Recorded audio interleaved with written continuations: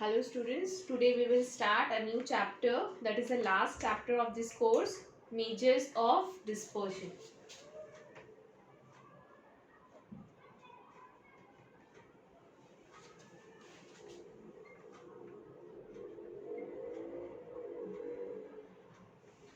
Okay, so in the previous chapter we have studied the measures of the central tendency, that is a single value average, right?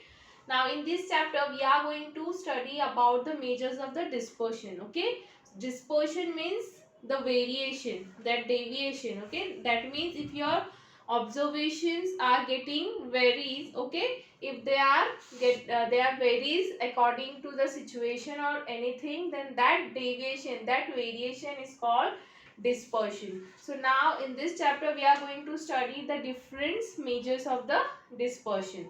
So main objective of this, first of all we will see the objective of this chapter.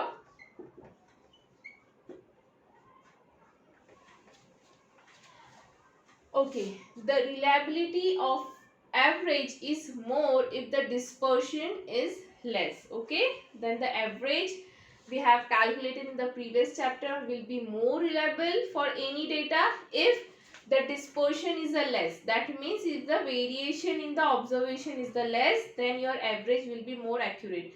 Now, measures of dispersion is one of the tool which summarize the internal variation or the variation within the observation.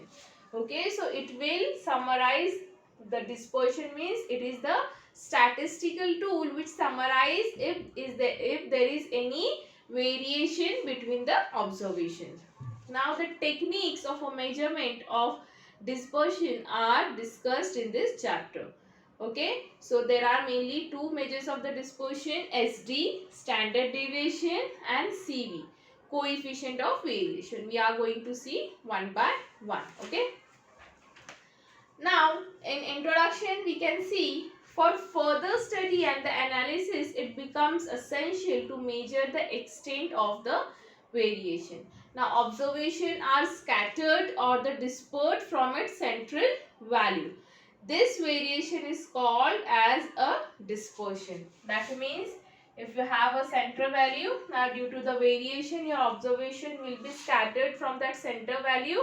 Okay, then that deviation, that variation, suppose from here to here, then that variation is called as a dispersion. Okay, now we will see measures of dispersion. Okay, now the next topic is measures of dispersion.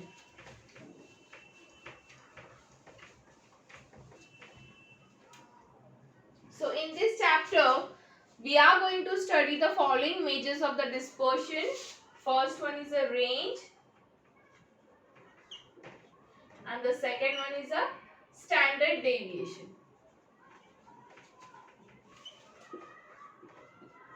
Standard deviation and a range. Okay, now these measures have the same unit as that of the observation. Whatever observation will have the units like in rupees, centimeter, okay, kg, then these dispersion will have the same units. Okay, for example centimeter, hours, etc., and the measures are called as absolute measures of the dispersion. So the measures of these dispersions are called absolute measure of dispersion. Okay,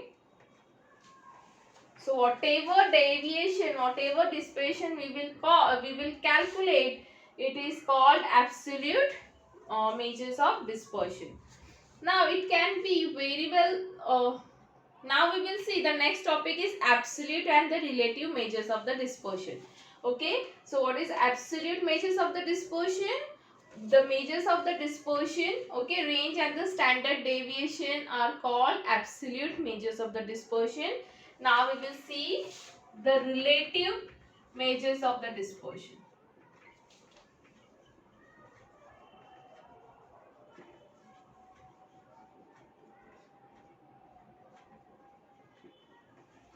Okay,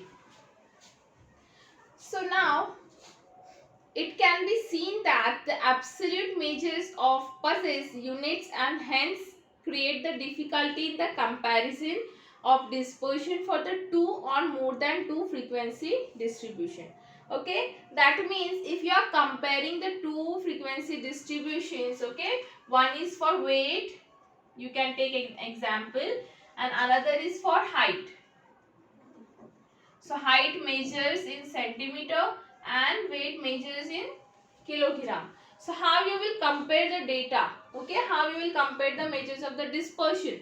Since the measures of the dispersion for weight will be absolute, measures of the dispersion for the height will be absolute. Okay, but due to its unit kilogram and the centimeter, it is quite difficult for us to compare the data. Okay, hence to avoid this drawback, what, for the each absolute measure of dispersion there is a relative measure of dispersion. By using that you can compare the things. Okay, so the relative measures of the dispersion is what? With respect to every absolute measures of the dispersion, relative measure of dispersion is defined, and the relative measure can be obtained by dividing the absolute measure by the corresponding average. Okay, so whatever you are calculating the deviation, okay, then if you divide it that by average, then you will get its relative measures of the dispersion. Okay, so here for example, if you take L minus S is your deviation, okay, then what will be, it is absolute deviation, then what will be its relative? It will be L minus S divided by L plus S. You have to divide it by its observation. Okay, so now we will see such relative measure is called, that relative measure is called as coefficient of the respective absolute measure. Okay, so if you divide any absolute measure with its average, then it is called relative measures of the dispersion, or you can say it is a coefficient of the respective absolute measure. Okay, so this is called coefficient of the absolute measure. Now we will see the range and the coefficient of the range.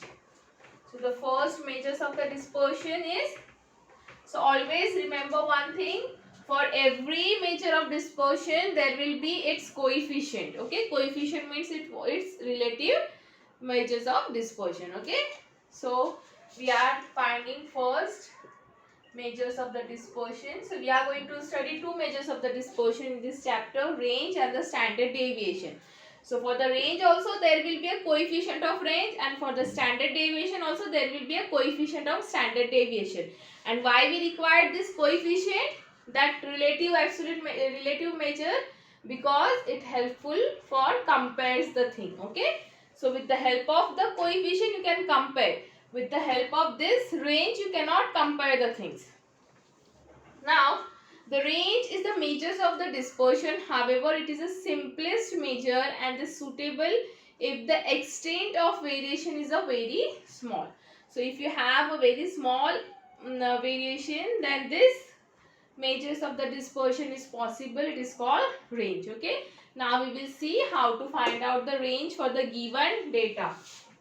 So suppose you have the given data, and in that if L is the largest observation, in that data, and S is the smallest observation in the data, then the range is defined as, range will be L minus S. The difference of the smallest to largest is called range. Okay, for example, you can take one example,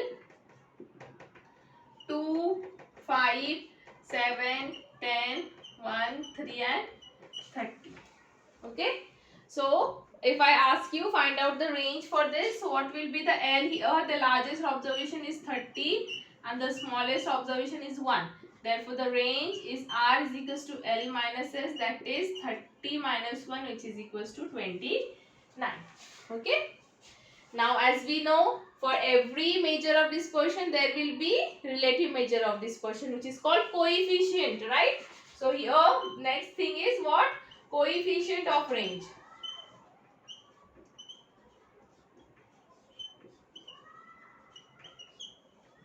Okay. Now we will see. Therefore, the corresponding relative measure, which is coefficient of range, is defined by L minus S divided by L plus S. Okay. So here the range is 29. So what will be the coefficient of range? CR, it will be L minus S divided by L plus S. That is 29 upon 31. So you will get it into some point. Okay. So it will easiest for us to compare the things. Now, in case of a frequency distribution, lower limit of the first and the upper limit of the last class interval are taken to be the smallest and the largest observation. Okay. So this is for the ungrouped data. This is for the. Now we will see if the data is a frequency distribution. So what to do if the data is a frequency distribution? So in that case, suppose you have like this.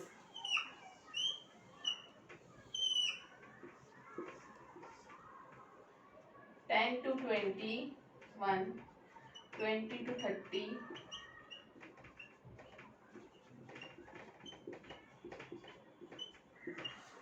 okay. So what will be the range in this case? The lower limit of the first class and the upper limit of the last class will be are taken to be a smallest and the largest. So the lower limit will be smallest and here it will be largest. Therefore, the range will be equal to 50 minus 10, which is 40. And what will be coefficient of range? It is 50 minus 10, 50 plus 10. Okay, that is 40 upon 60. Now we will see the merits and the demerits of the range. Okay. So first of all, it is very simple. It's very simple to understand and also it is easy to calculate. So this is the merit, and the second point, it is a rigidly defined. Now the demerits, it is not based on all observation. Okay, it is only based on the two observation. It doesn't take all the observation. So this is one of the demerit. It does not give a proper idea regarding the variation between the extreme observation. Okay, so it will not give you, because it may happen that you get the largest and the smallest value from the middle. Okay, so it doesn't give us a proper idea regarding the variation between the extreme observation, between the first and the last observation, like that. Okay, for example, the range of a 0, 3, 5, 200 is same as 0, 50, 100, 150 and 200. Variation pattern are different. Okay. Now the second point is, it cannot be determined for the frequency distribution with the open-end classes. Why? What we have seen, the range for this type of data is what? If you have like this, then the lower limit will be the small observation and the upper limit of the last class will be the largest observation. But what if your classes are the open? Okay, so if the classes are the open, you will not able to find out L and S. So in that case, the range, the calculation of the range will not be possible. So this is one of the demerit for the range. Now we will see, so these are the two demerits for the range. Okay, now we will solve some example. Before example, application of the range are also given. We'll just go through it and then we'll solve 1-2 problem and then start standard deviation, the second, the measures of dispersion.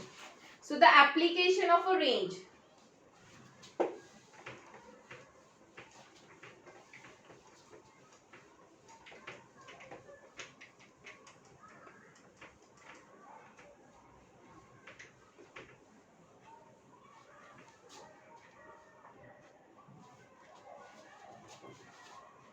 Range is a suitable measure of a dispersion in case of a small group with less variation. Okay, It is widely used in the branch of a statistic known as a statistical quality control.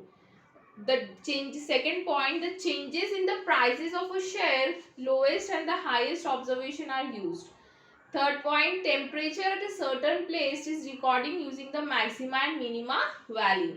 Fourth point, the range used in the medical science to check whether blood pressure, hemoglobin count, etc. is normal or not. Okay, so these are the application of the range given on 4.3.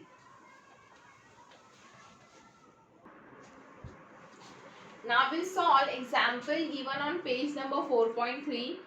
Compute problem number 1. Compute the range and the coefficient of range for the following data.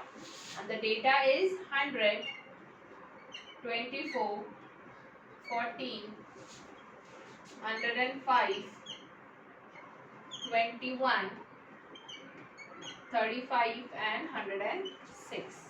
Okay. So here we need to calculate the first range and then second one is the coefficient of the range. So for that we will require a largest and the smallest observation. So among these the largest observation is of course 106. Okay. And the smallest observation is a 14. Therefore the range is equal to L minus S, which is equals to 106 minus 14, which is equals to 92. And therefore coefficient of range is equal to L minus S, L plus S, which is equals to L minus S means 92, L plus S means it is 120. So the answer is 0.7667. Okay, so this is the coefficient of a range. So we'll solve another problem and then we'll start a new topic.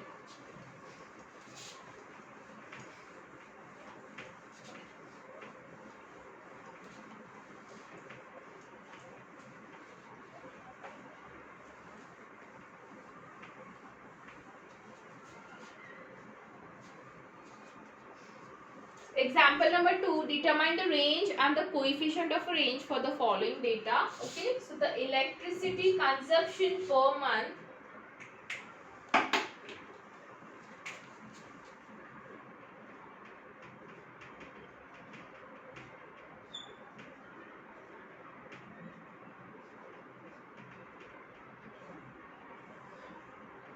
divided by number of families.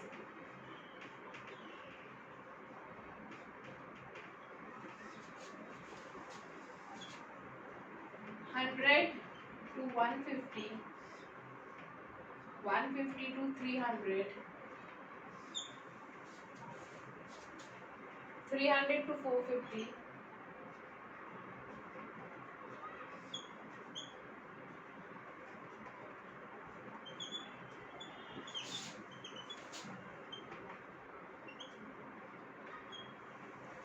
450. Okay. Now, if this type of data is given, that the largest and the smallest observation will be the lower limit of the first class will be the smallest observation, which is 100, and the largest observation is the upper limit of the last class, which is the 600. So therefore the range is equal to L minus S, which is equals to 600 minus 100 equals to 500. And therefore the coefficient of a range is equals to L minus S divided by L plus S, which is equals to 500 divided by 6 plus 100 is 700.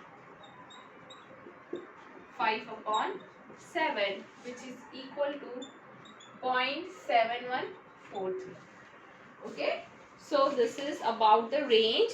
Now we start the second measure of dispersion, which is the standard deviation, and it's of course its coefficient of variation. Okay, this is very important measures of dispersion.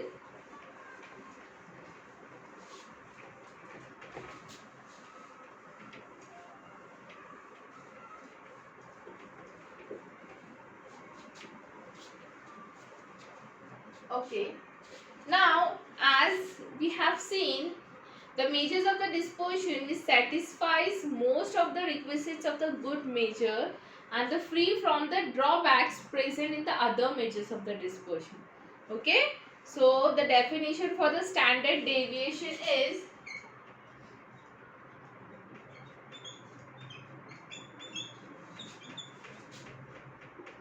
standard deviation. It is denoted by ST. Okay. So the definition is the positive square root of a mean of a squares of the deviation taken from the arithmetic mean. Okay.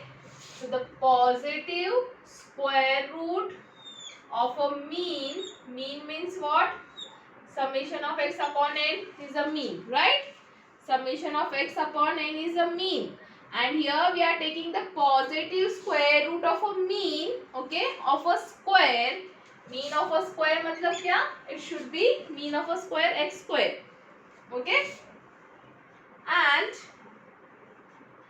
mean of a square of the deviation taken from the arithmetic mean, okay. That means there is a deviation happens, observation में variation हो रहा है from where arithmetic mean. Okay, so this is called a deviation. So what is standard deviation? It is denoted by SD or you can denote it by sigma. This is called sigma.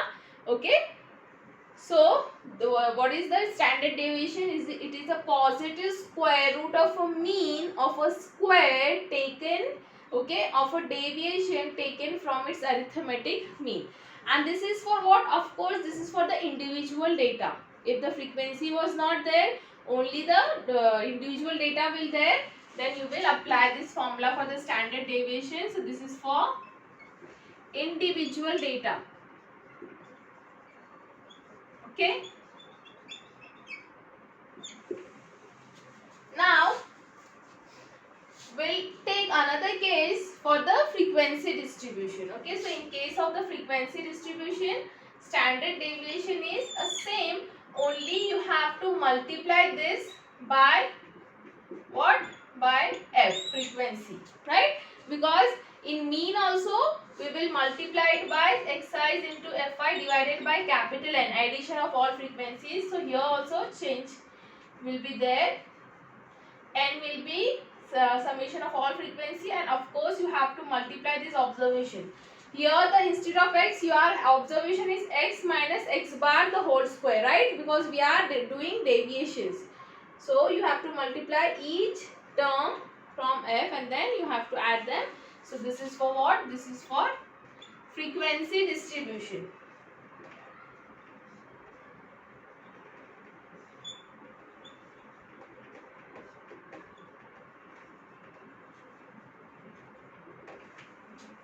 Okay.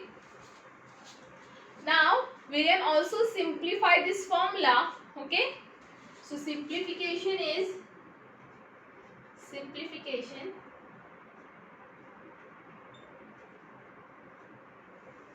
it is equals to sigma is equals to under root of summation of x square upon n minus x bar the whole square. Okay. So you can simplify this formula. Instead of taking x minus x bar the whole square, you can take it as summation of x square upon n minus x bar. That means you have to first of all calculate the x squares, then find out its summation divided by n and then subtract it from a square of a arithmetic mean. Or you can do like this only. Okay, we'll do it in a both way while doing examples, and this is for individual.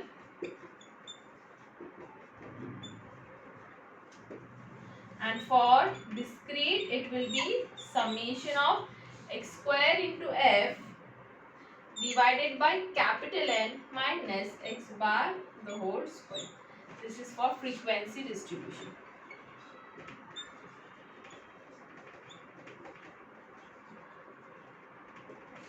Okay. So here the x bar is the arithmetic mean, n is a frequency, addition of a frequency, sigma is a standard deviation. Now, so SD is what? Sigma, right? If you take a sigma square, that means this square root will get eliminated, then that term is called variance. What do we call this as? Variance. Okay, so what is variance? Variance is a sigma square. Okay, standard deviation का square ले लोगे, so it will be it is called variance. Okay, now we will see this is standard deviation is what? The measure of dispersion, and we know that for the every absolute measure of dispersion there is a relative measure of dispersion, that is a coefficient of variation, right? So we will see now the next topic is what? Coefficient of variation, which is a relative measure of dispersion for SD. Okay.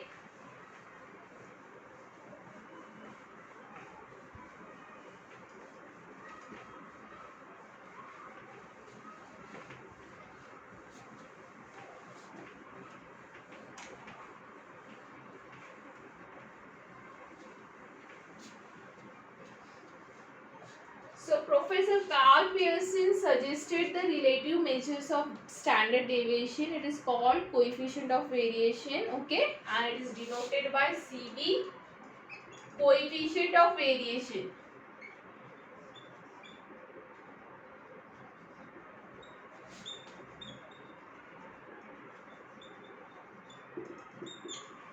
Okay, and it's given by standard deviation divided by arithmetic mean multiplied by 100.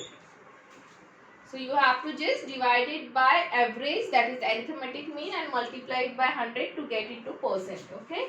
So here it is sigma divided by x bar. Arithmetic means x bar. Sigma means standard deviation multiplied by 100%.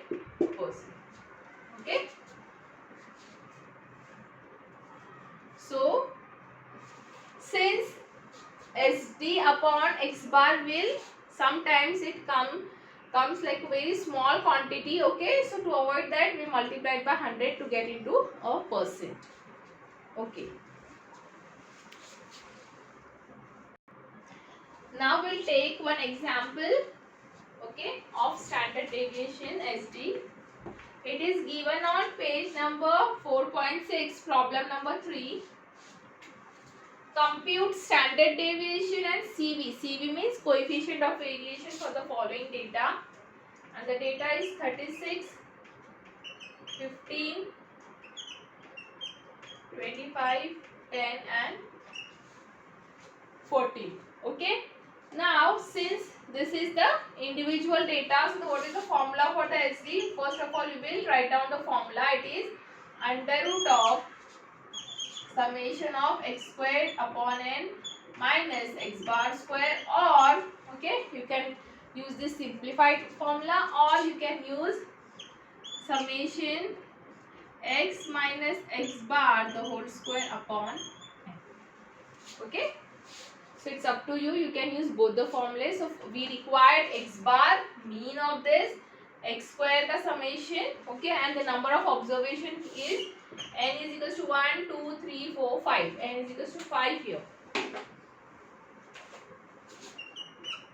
Okay, so first of all we will find out the mean. So here xi, then for mean we required summation of xi, and for this we required x squares, right? Only two columns will be there, 36, 15, 25, 10 and 24. The square of 36 is given as 1296. You can do these calculations on calculator. Okay, 225, 625, 100 and for the 14 it is 196. Now add all these things. So here it is 100 and here it is summation of x is 100 and here it is 2442. Okay, so you can cross check these values on the calculator. Now we will apply formula. So I am first using this formula. So the SD is equals to what? We require summation of x squares. Okay. So the under root of summation of x square means 2442 divided by n. N is equals to how much? 100 minus, we didn't calculate the x bar arithmetic mean. So first of all we have to calculate the arithmetic mean, that is summation of x divided by n. 100 divided by, because summation of x is equals to what? 100 divided by 5, so which is 20. Okay, so here it is 20 square. Okay, mean is equals to 20. We have got arithmetic mean is equals to 20.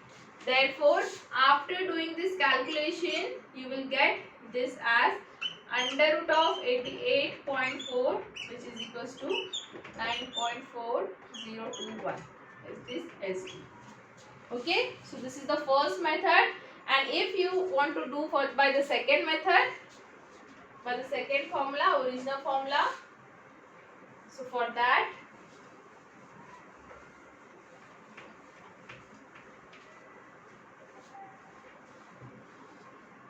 you will require x size. Okay, then you will require x minus x bar wala column, where x bar is 20, right? X bar is equals to 20, and then you have to square that, the whole square. So x size are 36, 15, 25, 10 and 14. X minus x bar means we have to subtract 20. So 36 minus 20 is 16. 15 minus 20 is minus 5. 25 minus 20 is 5. 10 minus 20 is minus 10. 14 minus 20 is minus 6. Okay. Now we will take square of this. Okay. So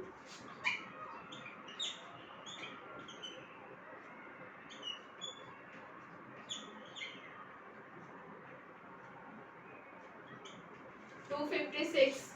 Okay, square of 16 is 256. 25, 25, 100 and 36. So we required addition of this. So 5, 5, 10 and 16. 16 plus 6 is 22. 5 to 7, 9. Then here it is 12 and 12 plus 2, 40. 342. Okay, so the formula is SD is equals to under root of 342 divided by n. N is equals to how much? 5. So we'll do it on calculator.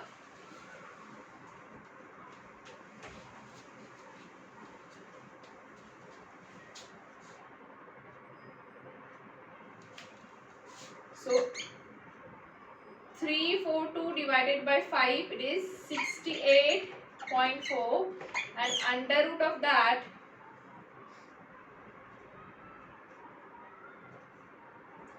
under root of 68.4 is